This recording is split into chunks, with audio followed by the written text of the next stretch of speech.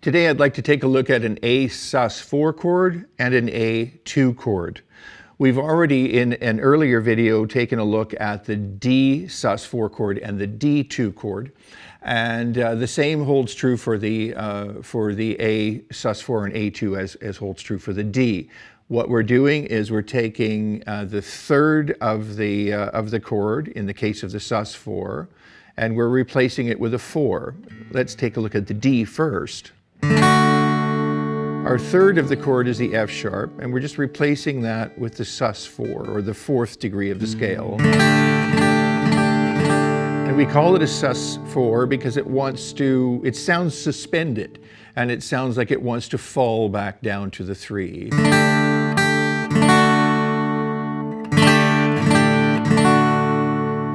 The 2 eliminates the 3, and so it still becomes it still is a 3-note chord, but without a third now.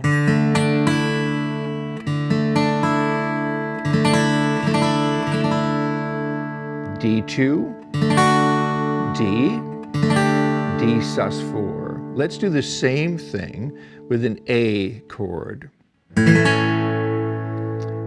Now, for this exercise, I'd like you to stop your pick at string 2. Not go to the open string, just so you can really hear the sound of these notes moving. So, with the A major chord, my C sharp is in the top voice. There's the C sharp, or the third of the chord. Sus4 would be a semitone above that.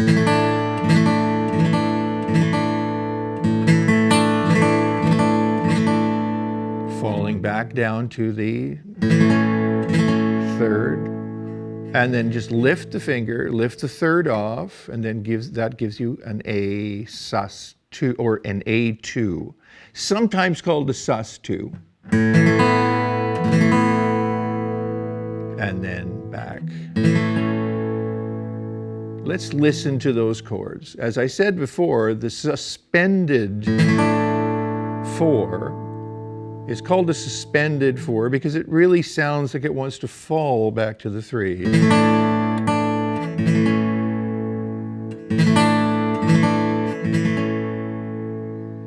And the 2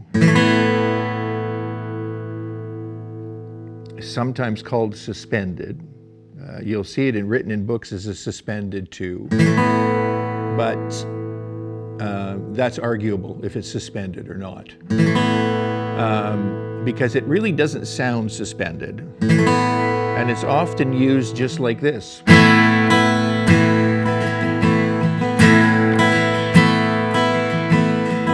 As a matter of fact, in that Gordon Lightfoot tune, legend lives on from the Chippewa on down to the big lake they call Gitchagumi. Through that entire tune, it's just that A2 chord, and it never resolves. It never goes to an A major, or anywhere else. So it would be very difficult to argue that would be called a sus2 in that case, because a suspension wants to fall. All right, so a 2 chord, going to just the major, sus4, falling back. A good example of D sus4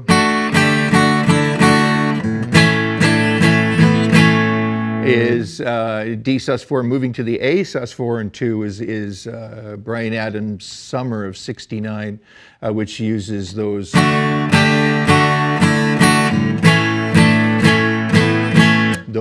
chords in the whole verse section. Have a listen for that. Very, very common chord sounds. Now, how do you use these chord sounds? In your own, if you're writing tunes or just playing tunes with other people and doing some accompaniment stuff, and don't wait for someone to tell you to play a sus4 or a 2. or wait for it to appear on a chart or whatever the case is. Just use it. Think of the chord as an added color to the chord of the moment. So a D chord and a D sus4 is just an added color to a D chord, as is a D2 to a D chord.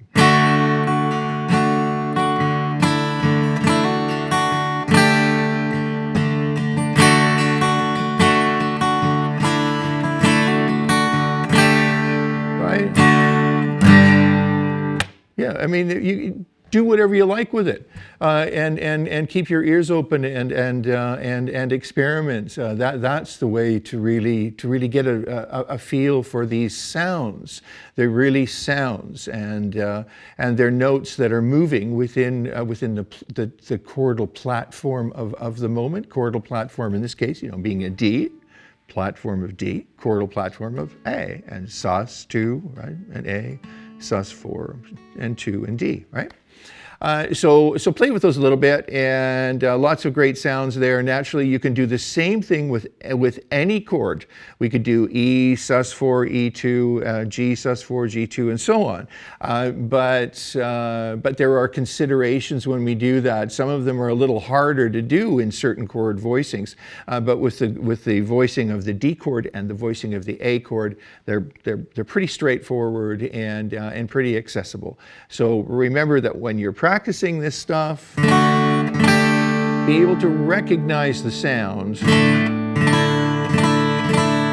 right? Be able to recognize that sound of the D2 and the sus, and be able to recognize it in recordings that you're listening to as well.